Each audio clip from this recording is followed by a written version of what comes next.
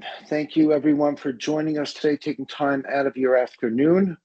We have an excellent panel today discussing specifically EMS performance and boiler controls and how that works together with steam system balancing to comply with local law 97, reduce costs, and improve tenant comfort. Let's move forward here. Okay. So for the agenda today, we're going to do some brief introductions. We'll get right into elevating EMS performance. We'll then talk about local law 97 in Article 321, steam system balancing. We'll review a couple of case studies and then open it up for a Q&A session. So first, a little bit about us, Building Efficiency Services. My name is Ari. I'm the VP at BES, and we have Eli with us as well, who is a senior project manager. He'll be kind of moderating the chat for the Q&A session. BES helps retrofit steam systems in large multifamily and commercial buildings. We have electrification solutions as well. We have a turnkey solution for local law 97 compliance. We help buildings capture available energy incentives to reduce the costs of implementing the work. We've upgraded over 300 New York City buildings, over 70,000 radiators, and we have saved New York City over 3 million therms toward its net zero goal in 2050. We're also awarded the Accelerator Innovator Award, and we're a proud partner with New York City Accelerator. On the call with us today as well is Heidi and Nicole from Entech. If you're not familiar, Entech, really sophisticated boiler controls. They actually presented or exhibited, I should say, with us together at the New York City Accelerator Expo a couple of months ago. And they'll talk not only about their system, but about how you can really leverage your boiler controls to get the most out of it. And with us as well is Marissa Morris, excellent account manager from New York City Accelerator. We have worked together with her on a number of projects throughout the city. She's a tremendous resource for buildings that are looking to navigate local law 97. We'll have contact information for all the presenters at the end, but please feel free to reach out for more information afterwards. So we're going to open it up now to elevating your EMS system. I'm going to call up Heidi, and Heidi, please go ahead. Thank you so much, Ari, and thank you to you and everyone at BES for being such excellent partners. We always enjoy working with you. So hello, everyone. I'm Heidi Erdman-Sullivan. I'm the head of marketing for Entech, and we are a precise boiler control system. And if you aren't familiar with us, I'll give you a little bit of an introduction. So we've been in business for over 26 years. Over 8,000 clients in New York and New Jersey and also beyond. And we're really, really client-centered as a company. We treat each building as if it were our own. And we're also very tech-forward, tech-first. So we're constantly innovating, iterating on our technology, just really to help our clients have the most efficient experience possible and bring their energy costs and usage down. And we're a system for everyone, too. We integrate with the widest range of boilers and technologies on the market, but we also work for the most basic boiler setups too. And then we're in residential buildings, commercial buildings, hospitals, nursing homes, and other types of buildings as well.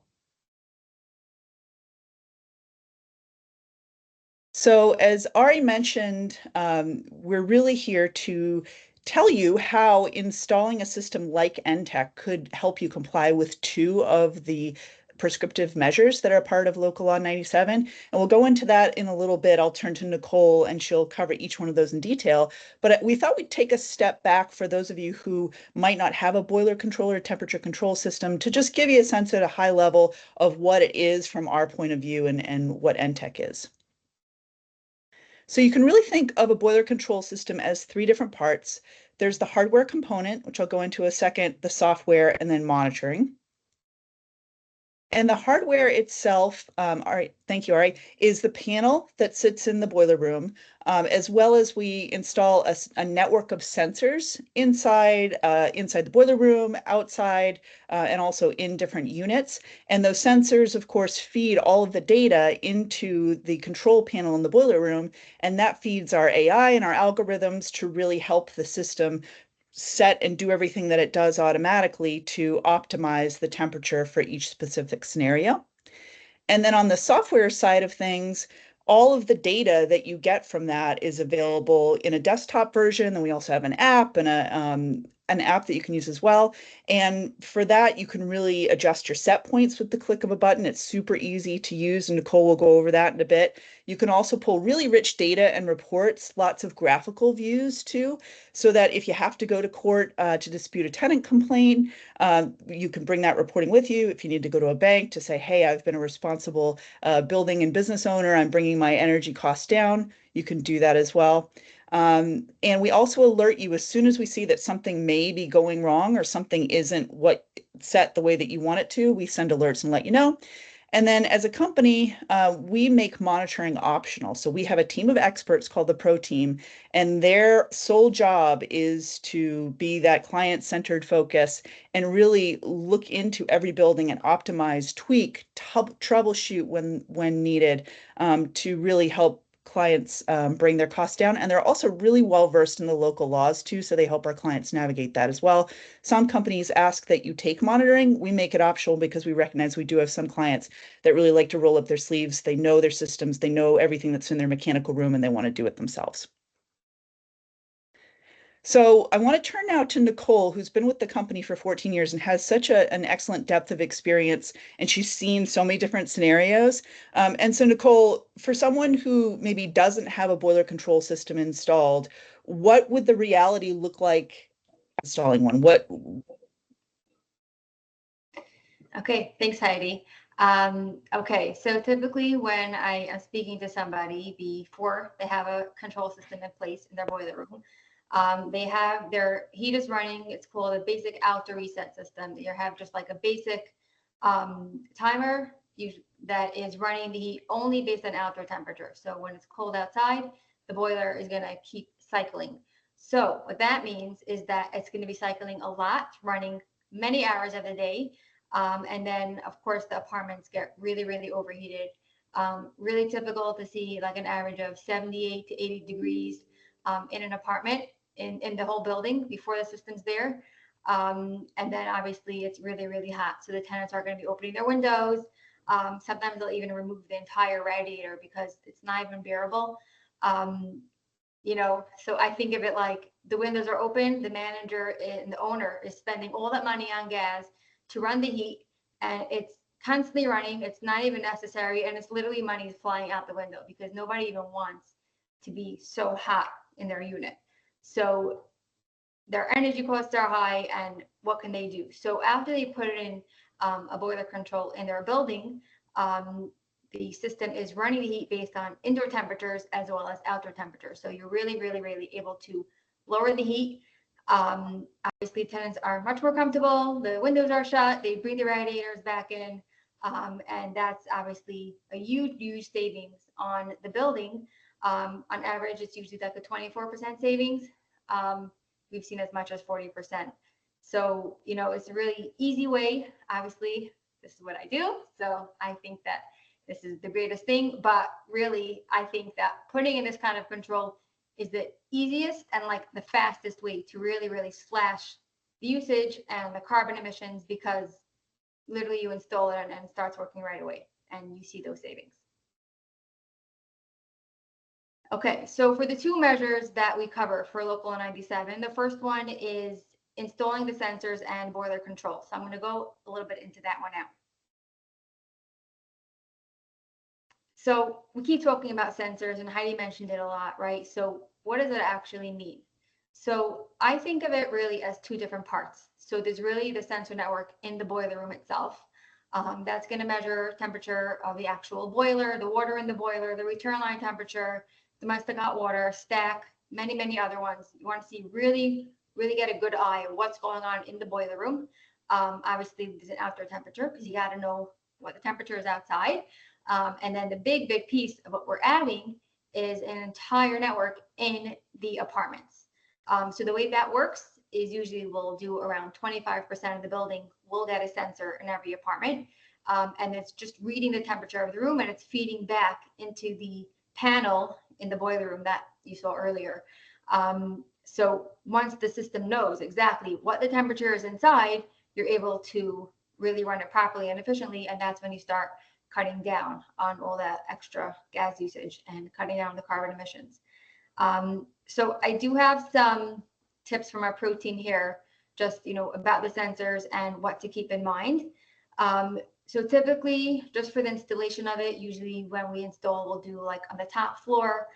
You want it furthest from the boiler because you want to make sure that the entire building got heated. So usually the lower floors get heated first because they're closer to the boiler. So if you put on the top few floors, then if those sensors are reading warm temperature, the whole building got warm. And then some buildings have sections, or you can have like 2 buildings sharing a boiler room. So you want to just make sure you have sensors in all the areas so you get a really good view of what's going on. So that's the general of where to install them. And then in the actual unit, you want to make sure it's not, installed in the kitchen, because then the ovens turn on and then the sensor is just going to be reading a warmer temperature. You don't want to put it near the window because then it's getting the drafts from the window, or and then it's reading a colder temperature. So I would say typically we'll put it like in the second bedroom, it's like furthest from the heat source in the kitchen, and that gives us a good view.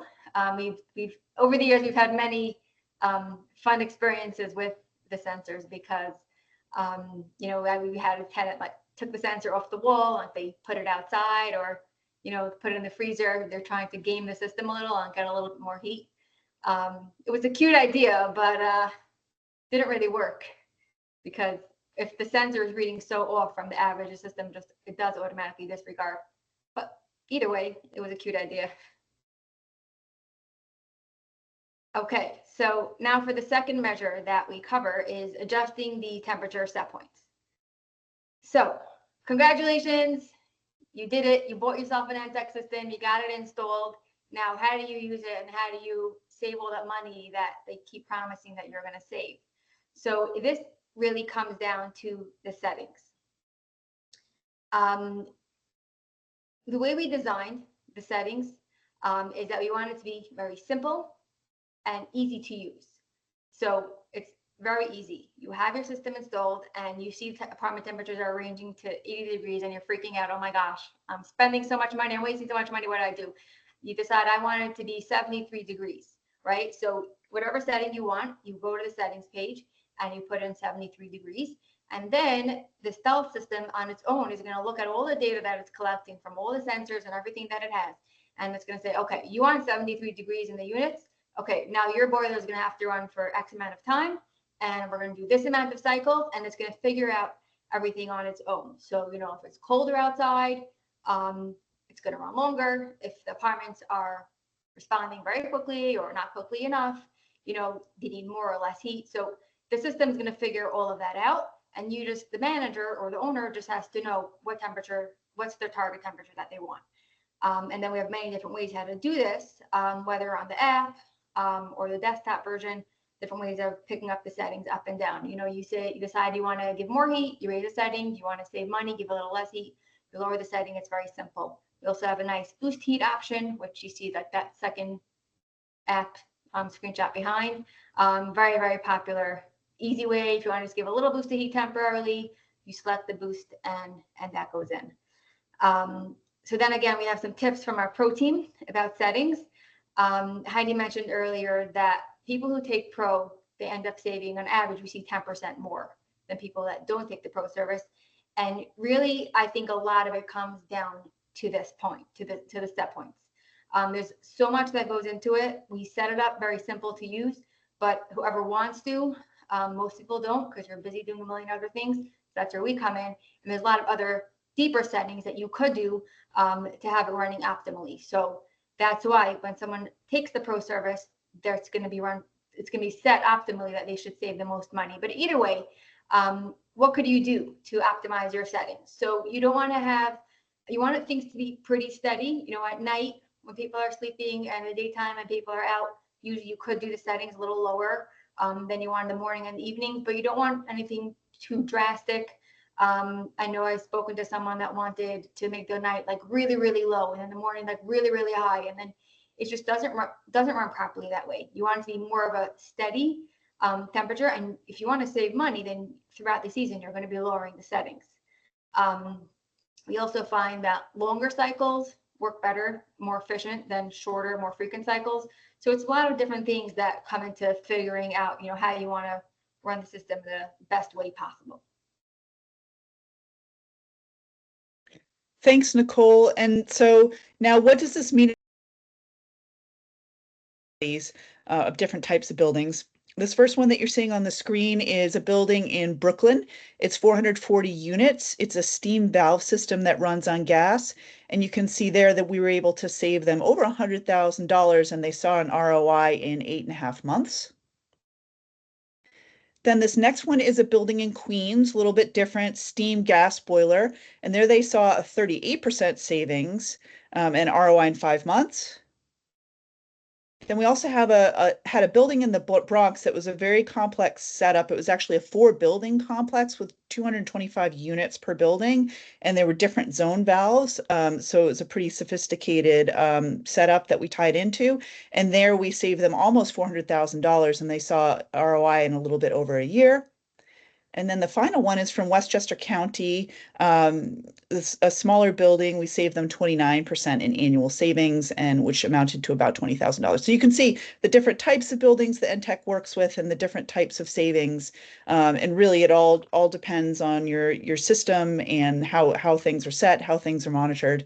And we're happy to help however we can. And Nicole's contact information is at the end of this, and you can find me on LinkedIn. But please send any and all questions our way, whether it's about local law 997 or your, energy efficiency. So, and then I'll turn it back over to the New York Accelerator and Ari. Hey, thank you, Heidi. Excellent job, Heidi and Nicole. Really a great team over there at Entech. We'll have contact information at the end, and you'll be able to ask questions as well. We'd like to call up now Marissa Morris, Account Manager at New York City Accelerator, to give us a primer refresher on Article 321 and Local Law 97. Marissa, please. Yeah, thanks, Ari. Hi, everyone. Good afternoon. My name is Marissa. I'm an account manager with the New York City Accelerator program. And if you're unfamiliar with our program, we're a totally free advisory service. We help thousands of buildings across the 5 boroughs, and we help them with energy efficiency projects, local law compliance, et cetera, et cetera. Who's eligible is any privately owned New York City building that's over 5,000 square feet. And any smaller buildings that you may work with or you have in your portfolio, we can absolutely refer you to some partner organizations. And how does it work? You reach out to us, you get connected with a dedicated account manager, and then you receive objective advice customized to your needs. And how much does it cost? What's the catch? It's absolutely no catch or cost or sign-up or commitment. You can reach out with one question or we'll walk you through an entire project. It's just whatever kind of help you're looking for. And my contact information is here on the slide. You can scan the QR code and visit our website if you're looking for some more information. Getting into Local Law 97, of course, I'm sure everyone has heard of it by now or has started to come up with their plan to comply. It's aiming to reduce carbon emissions in our city by 80% by 2050. But it's important to note that affordable housing is treated very differently under the law. Some fall under Article 320 and some fall under Article 321. And in in 2022, DOB released a first rule package that provided some more clarity to owners. And in 2023, DOB released a second rule package that included more information about Article 321 and penalty mitigation opportunities. So I'll take a quick minute to discuss Local Law 97, how it affects affordable housing, and also what those penalty mitigation opportunities are, because you may have some more time to comply. So under Local Law 97, affordable housing can be split into 2 different articles, either Article 321 or Article 320 with some delayed compliance. If your building has at least 35% rent regulated units, if they're an HDFC co-op, if it has one or more units with federal project-based fundings like Section 8 or Section 202, and if it's a NYCHA Pact and RAD building, then it would fall under Article 321 and it has the option to do the prescriptive pathway. If it falls under that 35% of rent regulated units, but it has at least one, you would have a delayed compliance until 2026. And that's when you would have to start doing annual greenhouse gas emission reports and falling under that set limit that you have. And then if your building is a Mitchell Llama rental or co-op with no federal project-based funding, or if it has no rent regulated units, but at least one or more income restricted units, you also would be have some delayed compliance. You would start complying in 2035. So we'll take a look at what that timeline looks like in a bit, but I do want to focus on Article 321. Next slide, please. Perfect. So this is just that section of that chart, but a little bit bigger. As I mentioned, those are the buildings that fall under Article 321. That is who's considered affordable housing under the law. The compliance requirement is doing one of two things, either complying with your 2030 limits by the end of this year, or implementing all the prescriptive measures by the end of this year, one of those being EMS. The first report is due, it's a one-time report. It would be due May 1st of 2025. And there are two penalties. There's a failure to report penalty, which is $10,000, and a failure to comply penalty, which is $10,000.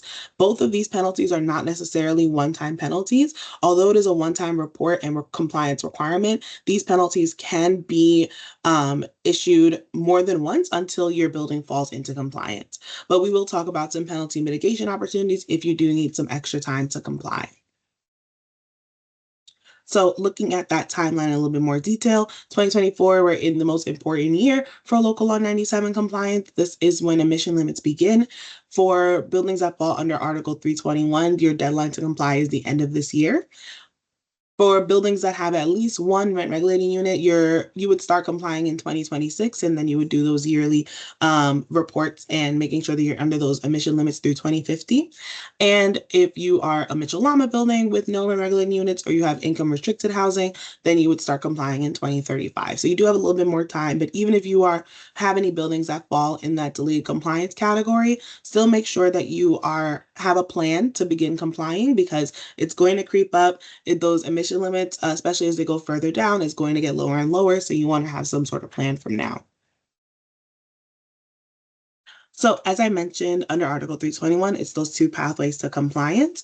The first one is demonstrating that you're under your 2030 limits. With this, you would use your Local Law 84 benchmarking data to determine your emissions. And then by May of 2025, submitting a report to DOB showing that you're under those limits. Or you would implement all the applicable prescriptive energy conservation measures. This, you would have to implement all of them by the end of the year. And next year, by May of 2025, submitting a report to DOB that all of these have been completed in your property. So we all mentioned those 13 prescriptive measures. Here's a list of all 13. I won't read them all out, but just note that there are some that are general that apply to most buildings.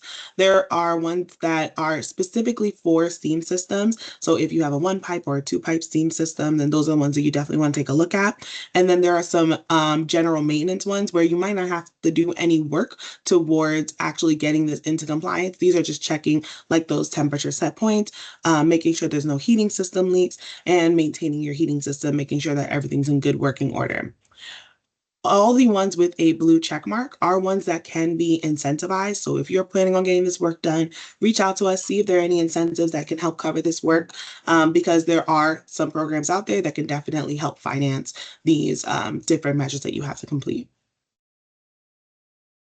And then for Article 321, not Article 321, excuse me, Article 320, meeting those greenhouse gas emission limits.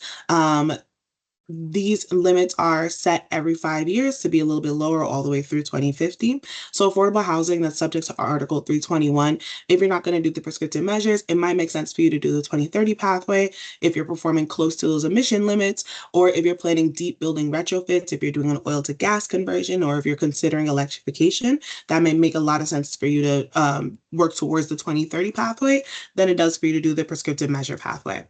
So your plan of action, determining your building's performance in relation to emission limits, creating a building energy efficiency plan, and then choosing projects to reduce your greenhouse gas emissions to meet the limits. Now we'll go into what the penalty mitigation opportunities have been set for Article 321. Next slide, please.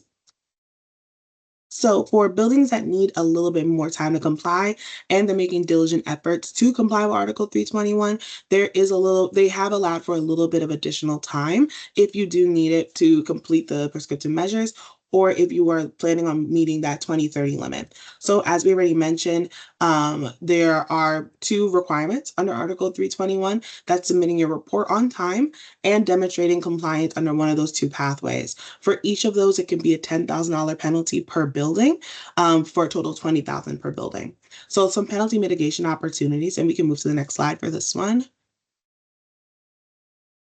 There are three different things. So when you submit your report in May of 2025, you would document one of the following. Either show that there was an unexpected or unforeseeable event, and that is why you weren't able to comply. So that's if your building was damaged as a result of a disaster, like a flood or a hurricane or a fire. Or if you have an eligible energy conservation project that you have received funding from a housing agency for. If you are possibly doing one of these energy conservation projects, but you're not sure if this would fall under the penalty mitigation opportunities, reach out to us and we can figure out if you would have that extra time to comply. Or you would do it under mediated resolution. So what does this mean? Under mediated resolution, you would submit an attestation that your building can't comply and how it's out of compliance. You would also submit your previous year's benchmarking and then a compliance plan outlining how the project will meet 2030 limits by 2030, or implement the prescriptive measures by the end of December 31st, 2025. So the end of next year, you have another full year to comply. Next slide, please. Thank you. So under mediated resolution, it gives you extra time for both those pathways. So you would either have that extra time to meet that 2030 limit, so meeting 2030 by 2030, or implementing all your prescriptive measures by December 31st of 2025. In the Article 321 filing guide that was released by DOB, there's a full section on mediated resolution and what would need to be included in the report. For example, to get some extra time for implementing the prescriptive measures, you would need to submit documentation on what contractors you have on board to complete the work and other information. So if you're looking for that information, definitely take a look at the filing guide, and I can link it and send it after this presentation as well for anyone who is looking for that extra time, because I know a lot of people are working towards it right now. And if you have any questions, feel free to drop them in the chat as well. But regardless, even if you're doing the mediated resolution, you do need to have all that information ready. So you still need to work on complying right now, even if you're going to take that extra time to comply. One opportunity I wanted to highlight, excuse me, there is a limited offering through Con Edison for affordable housing that is looking to comply under Article 321. They have set incentive rates for the 13 measures that can be incentivized through the program. So if you're looking to do any of this work, a particular EMS work, it's $150 per dwelling unit through this incentive. And if you meet the eligibility requirements, it's completely, free rebate. It's a free incentive. So definitely take advantage of it if you are looking to get this work done and you need a little money to help you out.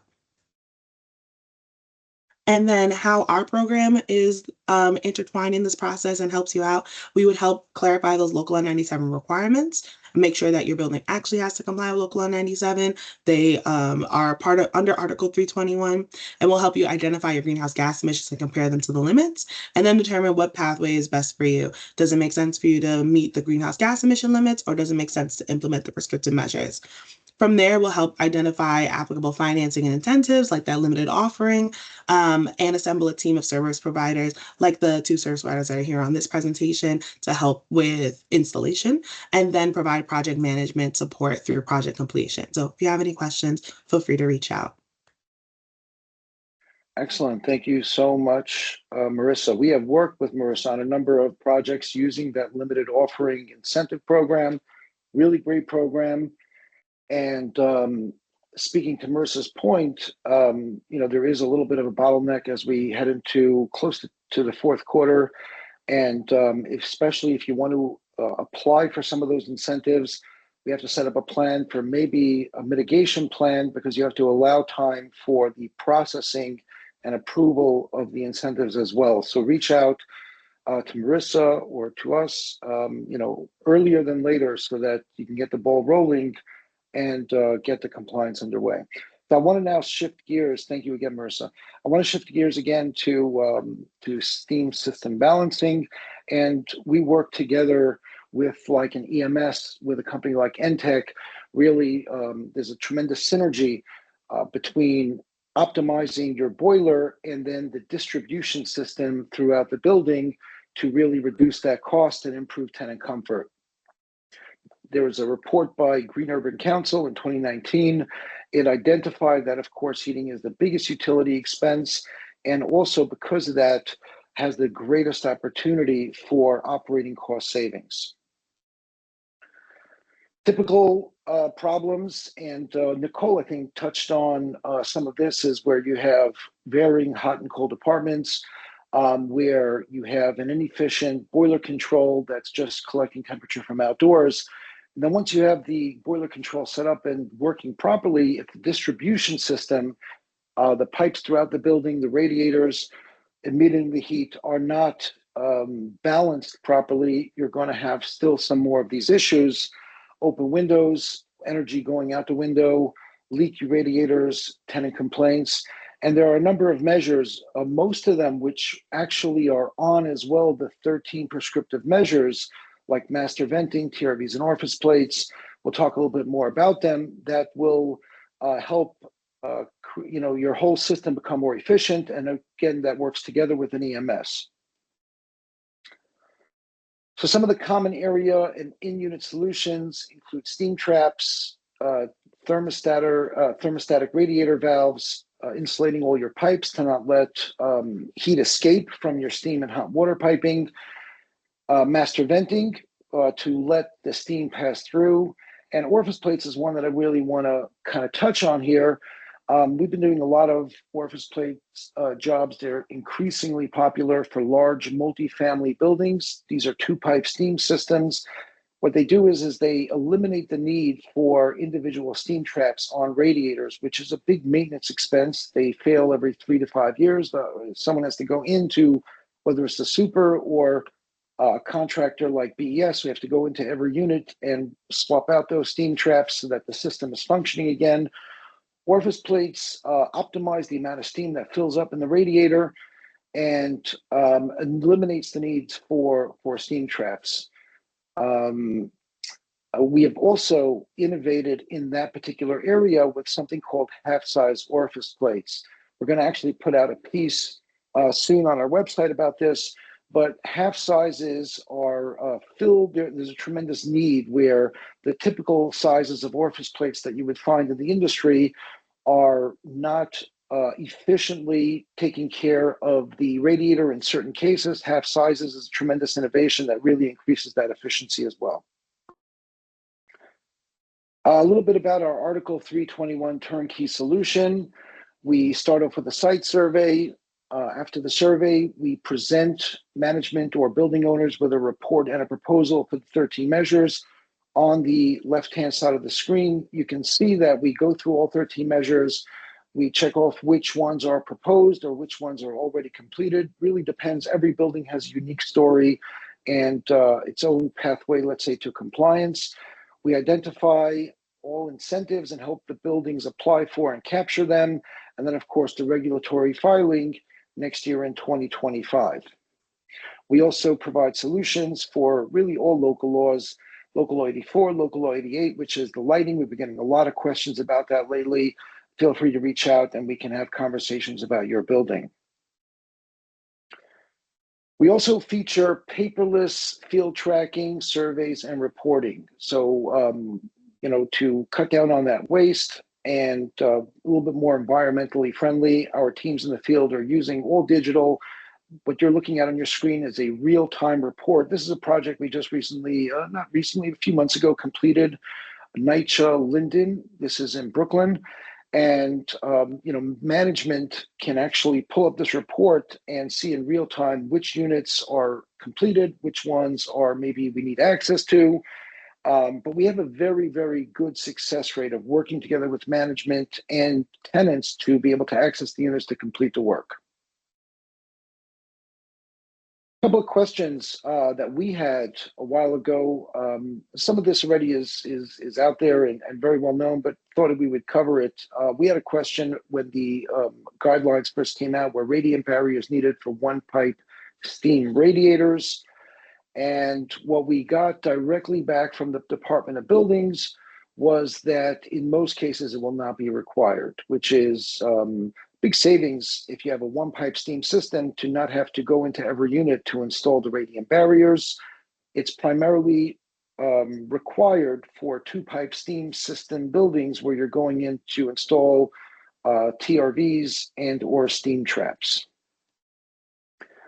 And the second question we had also asked, put to the Department of Buildings, was something Marissa had talked about, were the fines. There was a total of $20,000 potential fines, $10,000 for not filing on time, and $10,000 for not complying. And our question was, is this a one-time penalty or is it possibly recurring? And the DOB they basically wrote back to us that they have the discretion to issue recurring penalties. And I guess maybe it's a wait and see type of thing to see what it looks like after the first year of filing and requirements.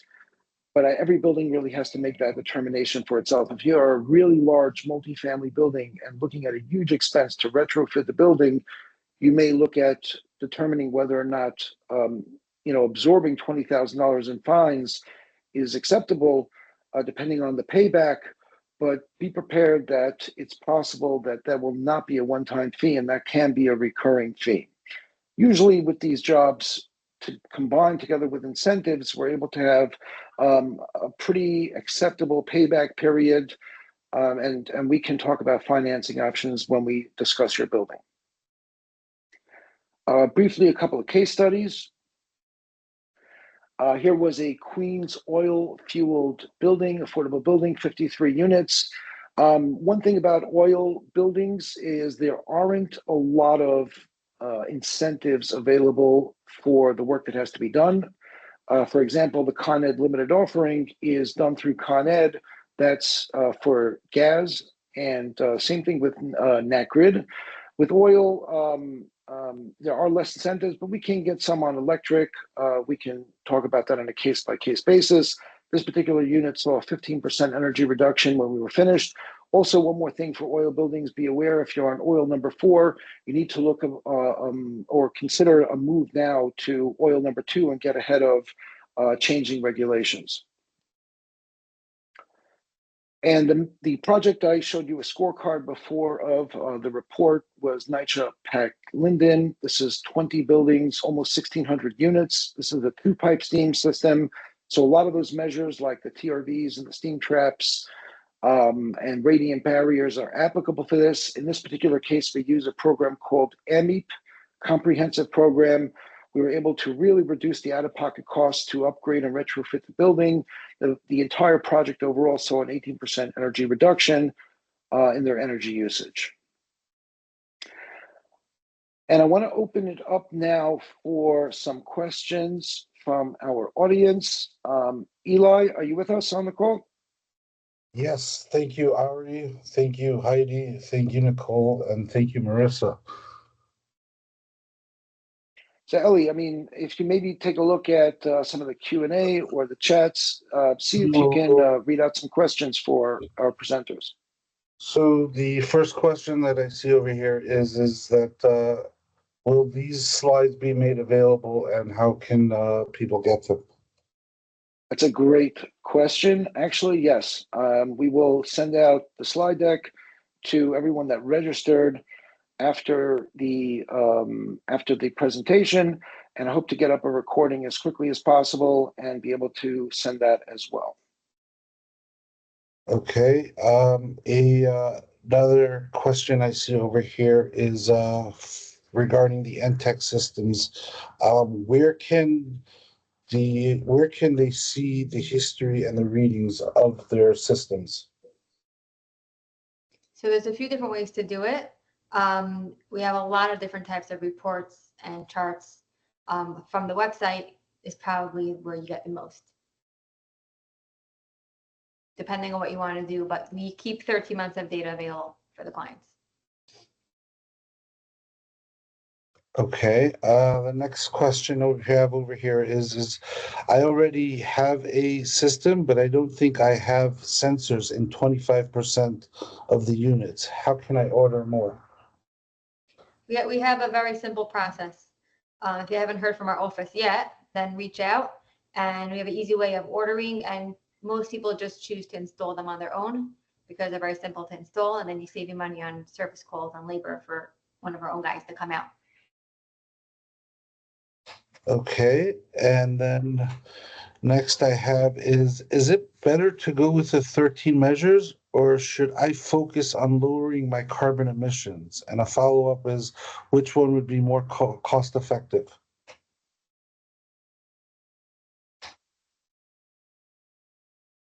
I'm happy to take that question. So it really depends on your building and how much greenhouse gas emissions you may be over the limit.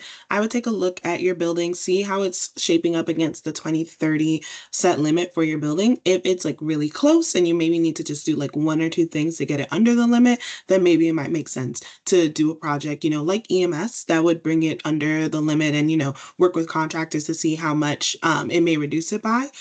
If it's very much over the limit, then it may be more cost effective to do the 13 prescriptive measures. For most of the buildings I've been working with, no one has had to do all 13, right? Depending on your system, there might be some that just don't apply to your building. And then if your building has good upkeep, some of the ones like the maintenance ones, like repairing leaks and maintaining your heating system, are already checked off. So most scopes are probably anywhere between 5 to 7 that you would have to complete versus the entire 13. So unfortunately, the question is it depends. But if you take a look at your building and assess it, and that's something that we can help you with, of course, just to kind of see how it shapes up. We can figure out like the best route for you to go down. Okay, thank you, Marissa.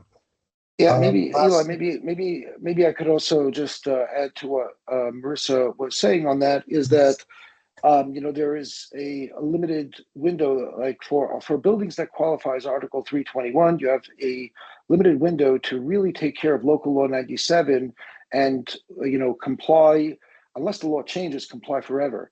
Whereas an Article 320 building is constantly having to monitor their carbon emission limits. So it's imperative that if you're an Article 321 building to find one of the two pathways that work. Another benefit of going through the 13 measures is also reducing your operating costs. So even if you're close to the limits and you may just get under that 2030, you have to be careful about checking your usage data and make sure that that will be the case.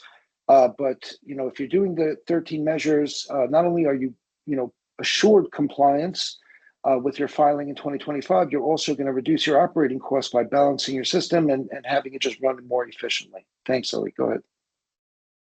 Okay, I have a couple more questions that just came in. Does the Entech controller operate with Spence valves?